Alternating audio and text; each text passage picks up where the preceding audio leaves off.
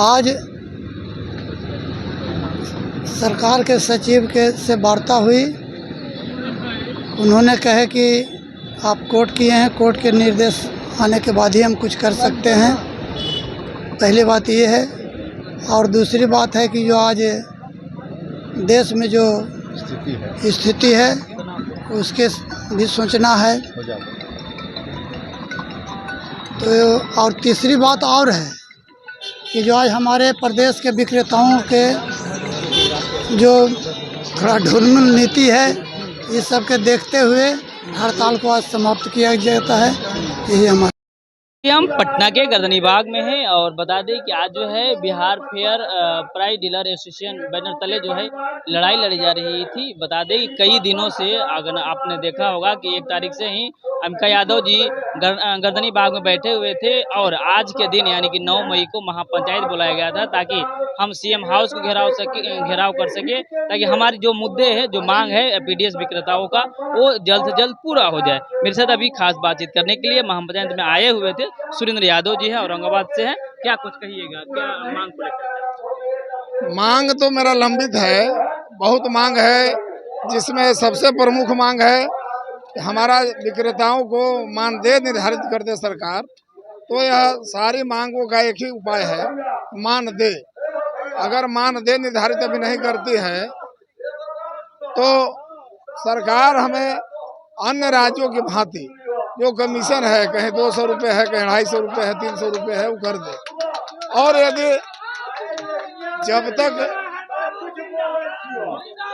तक यह सरकार हम लोगों पर विचार नहीं करती है, ये आंदोलन समय समय पर होते रहेगा और समय समय पर आंदोलन करते रह रहे हैं। अब 2 पहलू है। सरकार जो हम लोग को मजदूरी कम देती है तो उसमें डीलर का गुजारा नहीं हो पा रहा है, डीलर का परिवार का गुजारा नहीं हो रहा है। अब मजबूर में डीलर पदाधिकारी के दबाव में कुछ गलत करता है तो सरकार उसका दुकान को रद्द करता है, निलंबित नहीं करके सीधे रद्द कर देता है। उसमें एक अभी मांग है कि हमको पहले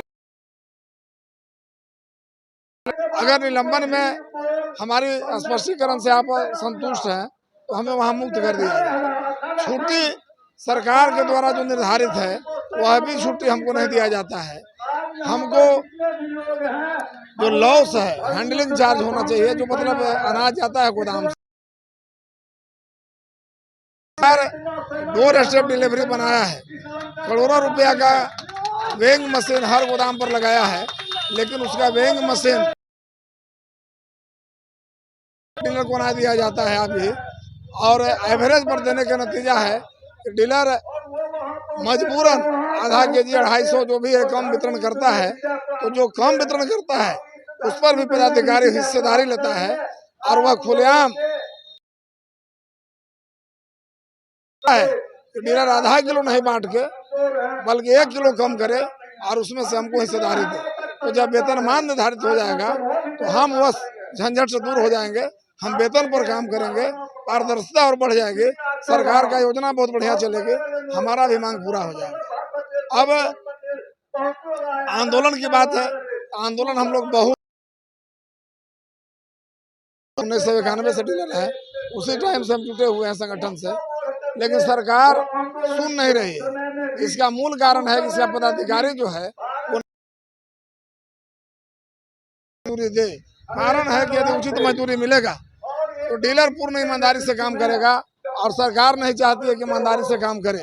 इसलिए यदि सरकार ईमानदारी से जब डीलर हमारा काम करना शुरू कर देगा तो पदाधिकारी का जो शोषण है वह शोषण बंद हो जाएगा और पदाधिकारी को हिस्सेदारी मिलना बंद हो जाएगा। तो इसमें एक बाधक पदाधिकारी भी है जो नहीं चाहता है कि हमें उचित मजदूरी मिले। आज क्या हुए, सीएम हाउस घेराव कर रहे थे, प्रशासन रोक ली और आज जो है कि पहली बार हम लोग का जो डेलीगेट गया है वह मुख्यमंत्री के सचिव के यहाँ से मिलने गया है। पहले हम लोग आपूर्ति विभाग के यहाँ से मिलते थे और उसका आश्वासन मिलता था, लेकिन आज पहली बार है कि मुख्यमंत्री स्तर से वार्ता कराने के लिए उन्होंने अपना पदाधिकारी को नियुक्त किए हैं। संकेत अच्छा है देखिए वार्ता करने के बाद क्या मिलता है, लेकिन संकेत अच्छा है। संकेत अच्छा है। कहा जाए तो अब जो है जो निर्णय लेने की बात कही जाए तो अब क्या निर्णय लेने वाले हैं आगे, मतलब अगर बात हो जाएगी। वहां से बात होने के बाद हाँ, हम लोग चाहेंगे कि तत्काल जो ये हमारा पंचायत है, इसे राय विचार करके हम लोग हड़ताल स्थगित करें या हड़ताल आगे ले जाएं। जो खंड खंड में बंटे हुए हैं आप लोग, अभी एकत्रित कैसे हुए हैं क्या? खंड खंड में जो बटे हुए हैं उसका कारण है, सबसे पहला कारण ये है, सरकार भी चाहती है कि डीलर खंड खंड में रहे। क्यों? रजिस्ट्रेशन एक है 25/25/1981 और उसका दावेदार 5 है। तो सरकार को चाहिए कि असली दावेदार कौन है, यह इसका 25/25 का उत्तराधिकारी कौन है, उस पर सरकार को भी संज्ञान लेना चाहिए। कारण यही है खंड खंड में बंटने का कि एक रजिस्ट्रेशन है और 5 उस पर दावेदार हैं, 5 महामंत्री हैं। जब तक यह सरकार नहीं करेगी तब तक तो यह स्थिति बना ही रहेगी। चलिए, क्या नाम हुआ? मेरा नाम राहुल कुमार ओझा हुआ। हम लोग औरंगाबाद से आए हैं। हम लोग आज 9 तारीख को महापंचायत रखा गया है डीलर, तो हम लोग सरकार के विरोध में आए हैं। अगर सरकार हम लोग के बात इस बार नहीं मानती है तो हम लोग सरकार के विरोध जो अभी तत्काल सरकार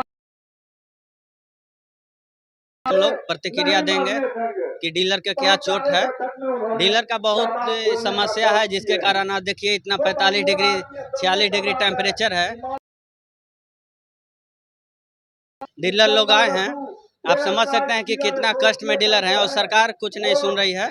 सरकार अंधा हो गई है, यही कारण है। और देखिए हम लोग इसको चुनाव में तत्काल जो सरकार है उसको चुनाव में हम लोग अच्छा चोट देने वाले हैं।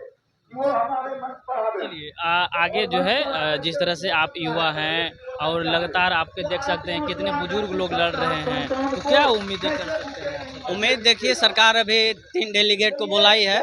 अगर तीनों से क्या बात होता है और उस हिसाब से हम लोग महापंचायत का निर्णय लेंगे आगे का, जो हम लोग को वहाँ से आएगा डेलीगेट से सूचना। तो आप देख सकते हैं Bihar fair price dealer association संघ जो आज महापंचायत बुलाई गई थी, अब पहले तो जो सचिवालय के जो अधिकारी होते तो उनसे मिलते थे, लेकिन अब डायरेक्टली जो है मुख्यमंत्री के सचिव से इनकी मांग को लेकर के बातचीत होगी। तो हो सकता है अच्छा संकेत होगा, जैसे सुरेंद्र यादव ने बताया है। बहरहाल आगे हम अपडेट और भी लाएंगे आपके लिए। जरूर इस खबर पर आप नजर बनाए रखिए। धन्यवाद।